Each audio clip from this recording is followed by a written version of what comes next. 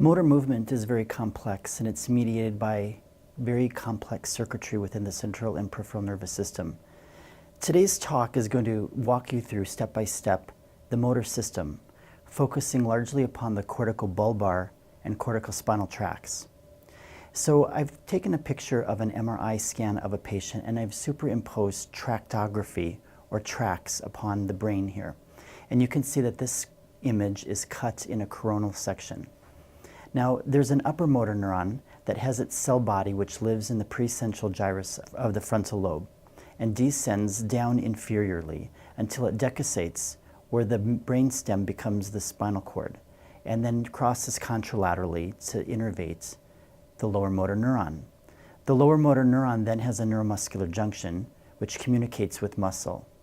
And so these are the components of the entire motor system, from cortex all the way distal to muscle. If we focus upon the upper motor neuron initially, we see that it decussates from one side to the other at the cervical medullary junction, and we call this the pyramids.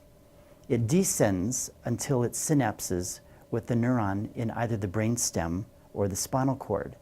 In this cartoon, we see that it's descended as far down as the spinal cord. Now, the motor homunculus lies within the precentral gyrus of the frontal lobe. And the precentral gyrus of the frontal lobe, which contains these motor fibers, has a certain somatotopic organization. The motor cortex contains these cell bodies, and we call these cell bodies giant pyramidal cells. These giant pyramidal cells decussate at the cervical medullary junction, and so this is called the pyramidal tract. It's also called the corticospinal tract, it's called the upper motor neuron, and it's called the motor tract. Now, motor tracts decussate at the pyramids of the medulla, and so lesions above the decussation produce contralateral abnormalities on examination, and lesions below the level of the decussation produce ipsilateral findings. This is a sagittal section of a patient's brain, and this patient is looking in this direction over here. Motor impulses are transmitted from the cortex, and they must be modulated. And they're modulated by two major structures. One is the basal ganglia, and the other is the cerebellum. So if we superimpose the descending corticospinal tract, we can see that the cell body lives in the precentral gyrus of the frontal lobe, and it descends inferiorly through the corona radiata and the brainstem, decussates where the brainstem becomes spinal cord, called the decussation of the pyramids, and then descends inferiorly until the point where it synapses on the lower motor neuron in the spinal cord. Now, this entire tract must be modulated.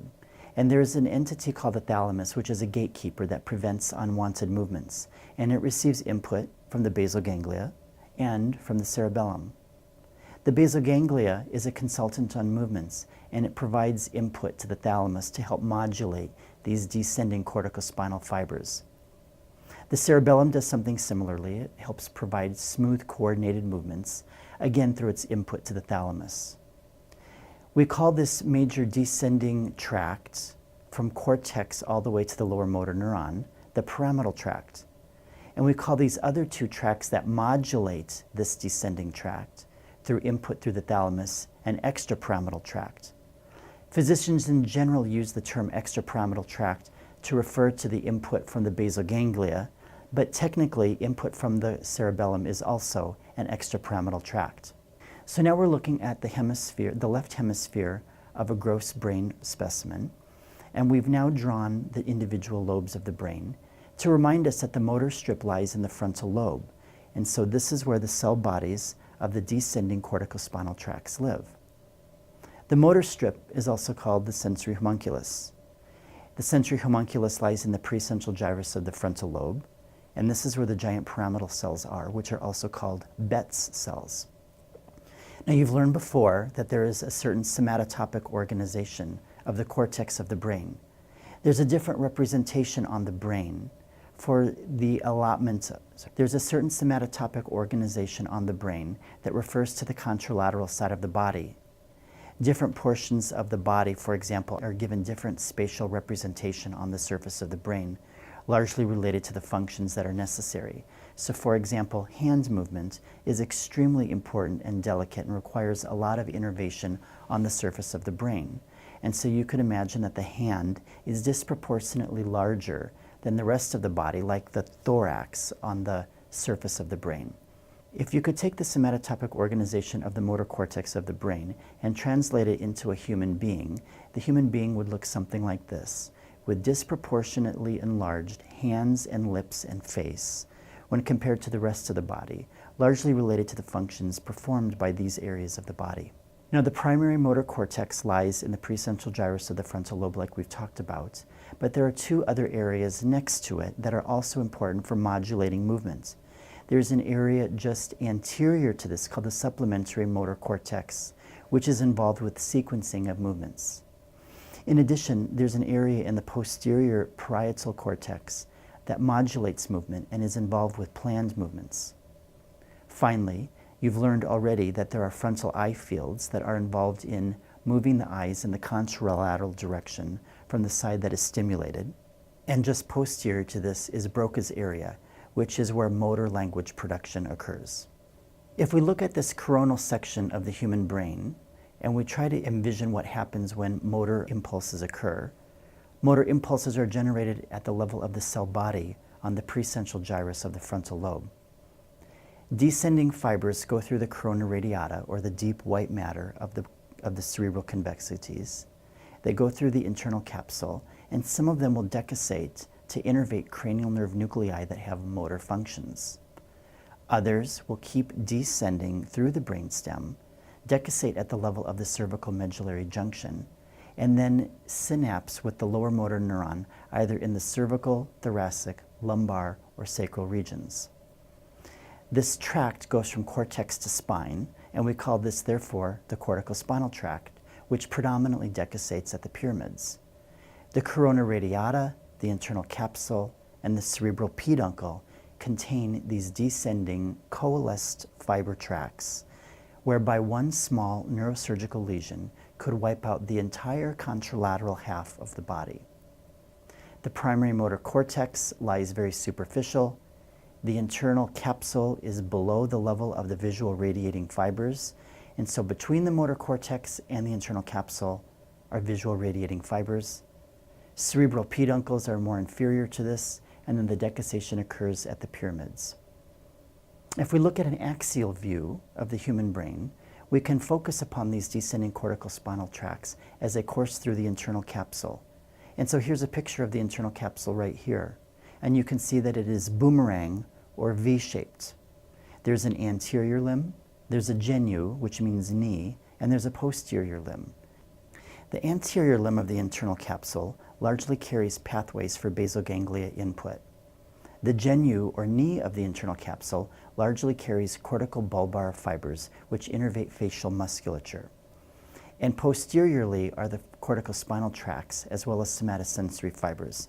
So the posterior limb of the internal capsule actually contains most of the descending fibers that will go to the arm, the thorax, and the leg. There is also a somatotopic organization in the posterior limb of the internal capsule, whereby the face is located at the genu, and then the arm, trunk, and then the leg most posteriorly and laterally. Appropriate anatomic structures to recognize that surround the internal capsule are the head of the caudate, which protrudes into the lateral ventricle, the putamen, which is lateral, and the thalamus, which is medial. Here's another picture of a cross-section of the human brain, which again shows the head of the caudate, the anterior limb of the internal capsule, the genu, and the posterior limb of the internal capsule, and then bounded by the thalamus medially and posteriorly. If we looked at this human brain in coronal section, we could see the descending fibers as white tracts descending through the brainstem, through the midbrain, the pons, and ultimately the medulla. If we focus upon this descending corticospinal tract, the midbrain is outlined right over here, and we see that cranial nerves 3 and 4 exit this area. So the descending corticospinal tract skirts by cranial nerves 3 and 4. If we wanted to look at this on a transaxial view, we should be able to identify that the midbrain has somewhat of a Mickey Mouse appearance, with the cerebral peduncles looking like the ears of Mickey Mouse. And I've got a line or arrow that indicates the descending corticospinal tracts at the level of the midbrain. I've identified it here in a box, and now if I took a histologic section and superimposed it on that area, you could actually see the level of the corticospinal tracts as they descend. If we took that section of brain and moved it to the side, this is how it would have to be oriented if it were actually superimposed upon a radiograph. But when you're dealing with histologists and pathologists, they turn it upside down. And so in your mind, you have to be able to remember that a pathologist will show you the midbrain in this orientation, when a radiologist thinks about it in this orientation. Moving one level inferior to the midbrain is the pons, and it's identified by the box on this coronal cut. You remember that cranial nerves 5, 6, 7, and 8 exit the pons. A transaxial view of the pons is identified here, and two small arrows identify the corticospinal tract at the level of the pons, which is identified by the large arrow. I've now superimposed a histologic section on top of this radiograph, and if I pull that histologic section to the side, I've pointed with arrows where the descending corticospinal tracts lie, which are identified in blue in this section. Remember, this is how we would look at it as if it was superimposed upon a brain scan, but a pathologist or in histology, you'll see it upside down. So remember, a radiologist would look at it this way, and a pathologist would look at it this way. Be prepared to look at these histologic sections, both as a histologist would look at them and also as a radiologist would. One step inferior to the pons is now the medulla, and the medulla is again outlined in this box, and the bottom four cranial nerves, 9, 10, 11, and 12, exit this level also. I've identified the medulla in this transaxial section of the brain. It's scalloped and it's small, so it's easy to differentiate from the Mickey Mouse midbrain, from the pot-bellied pons, and now here, the scalloped medulla. If I took a histologic section and superimposed it upon this radiograph, it would look like this. And if I pulled it to the side, we would be able to identify that the corticospinal tracts lie in the area that is colored blue in this histologic section. This is the way a histologic section would be laid out if you were superimposing it upon a radiograph. But remember, a pathologist and a histologist will turn it upside down. And so keep this orientation in mind, that the corticospinal tracts on a radiograph lie here, but with the pathologist, they lie here. Now we're at the cervicomedullary junction, which is one level inferior to this, or one level caudal. And this is where fibers cross from right to left and from left to right. And remember that I'm only showing you one descending tract at a time. 90% of these fibers will decussate, 10% won't. And this 10% that remains uncrossed is perhaps somewhat of a protective mechanism when some patients have strokes or vascular lesions superior to the level of the decussation. On a gross specimen, this is exactly how the pyramids would look. They're a bulbous outpouching that can visually be seen as fibers cross from one side to the other, just rostral to where the cervical spinal cord and the brainstem meet. I've taken the liberty of showing a video here, and it is an animated video.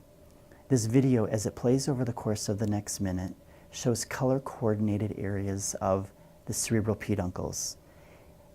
Cross-sections of the brain are superimposed upon each other with color coordination that help you understand how these descending fibers peel off at different levels of the midbrain, the pons, and the medulla.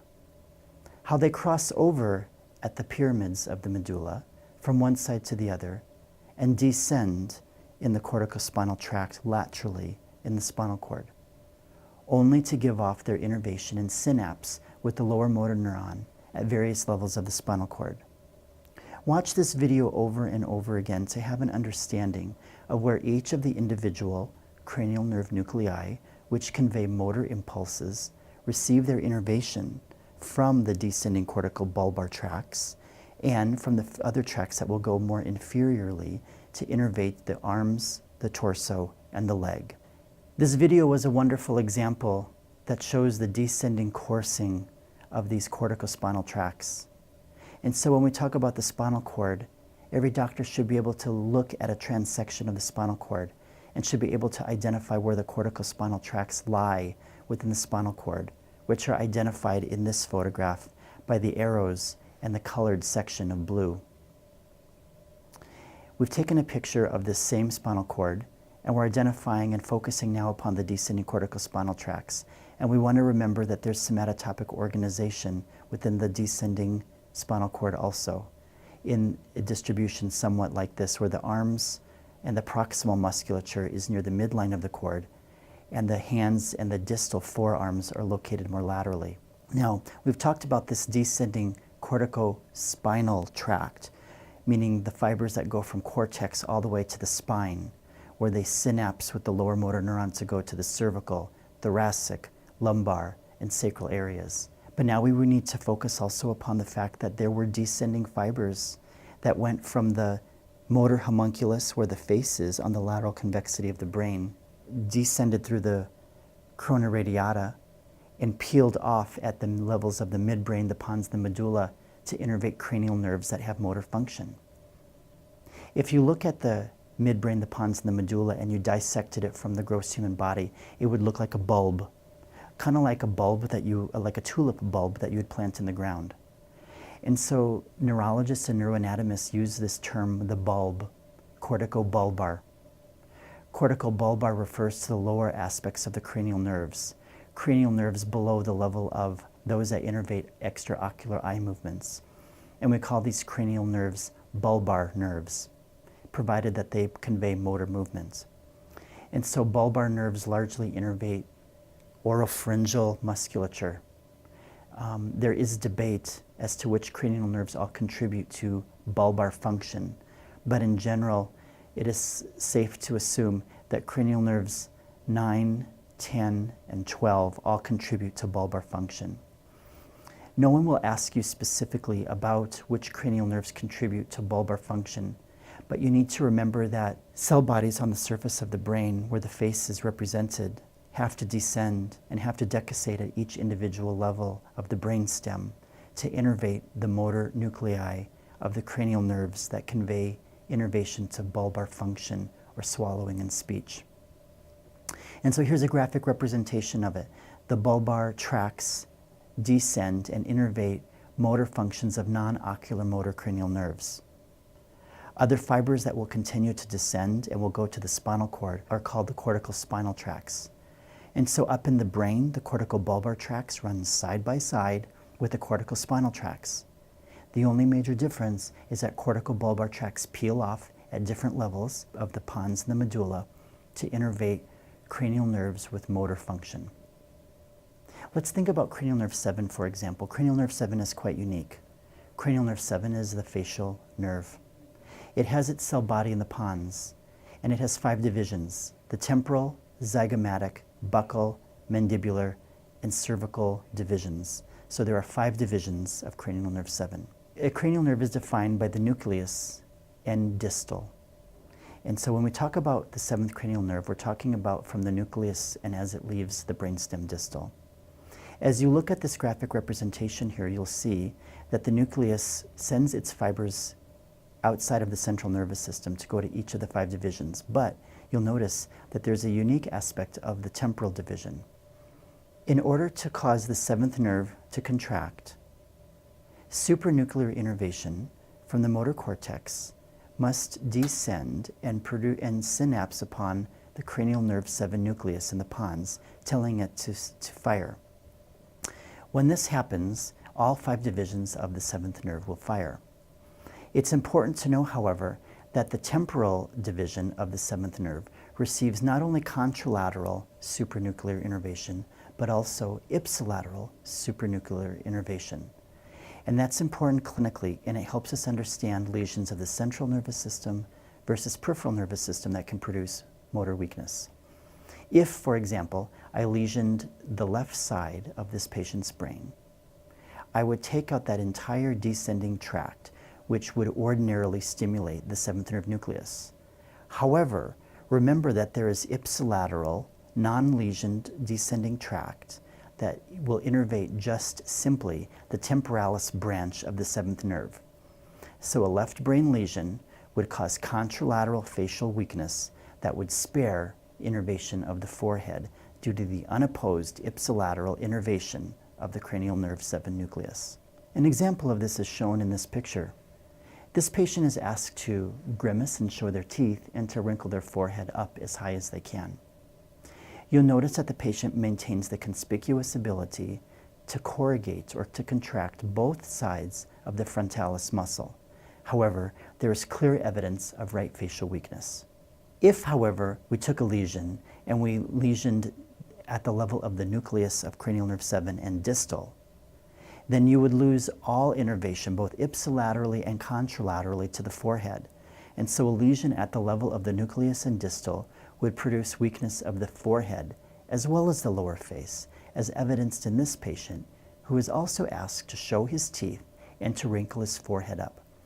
While it is a little bit more difficult to see, you can appreciate that this patient cannot corrugate the right side of the forehead and also has clear weakness of the right side of the face. Well, whenever we talk about corticobulbar and corticospinal tracts, we always have to talk about vasculature because vascular lesions are so common in neurology.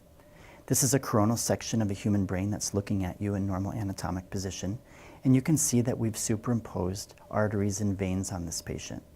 Let's take that brain and turn it to the side. So now we're looking at the dominant hemisphere of the brain. And when we start to remember where the motor homunculus is on the precentral gyrus, and we start to superimpose vessels, you can understand now how the middle cerebral artery feeds the motor homunculus and the sensory homunculus, and also Broca's and Wernicke's area. So the middle cerebral artery feeds a lot of high-priced real estate on the surface of the brain, especially in the left hemisphere. If I showed you both a coronal and a transaxial MRI scan and superimposed color coding to represent the individual vascular divisions of the brain, you would see that the anterior cerebral artery, which supplies the leg of the motor and the sensory homunculus, is evidenced here. The middle cerebral artery, however, feeds the face and the arm and is evidenced here. And finally, the posterior cerebral artery, which supplies only visual fibers, produces visual loss and is demonstrated here. The basilar artery feeds the brainstem, and the brainstem is comprised of the midbrain, the pons, the medulla. And so here we've identified the Mickey Mouse shaped midbrain, and the basilar artery feeds this area. In general, a review of the vascular supply of the entire upper motor neuron should be remembered as followed. The anterior cerebral artery largely feeds the leg of the motor homunculus. The middle cerebral artery largely feeds the face and arm of the motor homunculus. The internal capsule receives vascular supply from lenticulostriate arteries, which feed the anterior limb of the internal capsule, and the middle cerebral artery, which feeds the posterior limb of the internal capsule. Remember, the posterior limb of the internal capsule is more important than the anterior limb of the internal capsule because that's largely where the descending fibers run that affect the arm and the leg. The cerebral peduncle is fed by the posterior cerebral arteries, which comes off the posterior circulation. The pons is largely fed by the basilar artery. The pyramids of the medulla are fed by the anterior spinal artery, and the spinal cord is fed by the anterior spinal artery.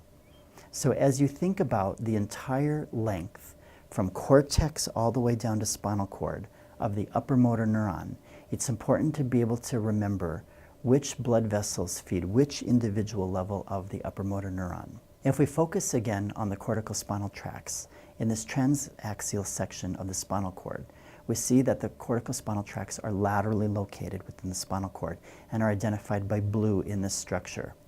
The anterior spinal artery feeds the lion's share of the spinal cord. In fact, the anterior spinal artery feeds not only the corticospinal tracts, but also pain and temperature and autonomics.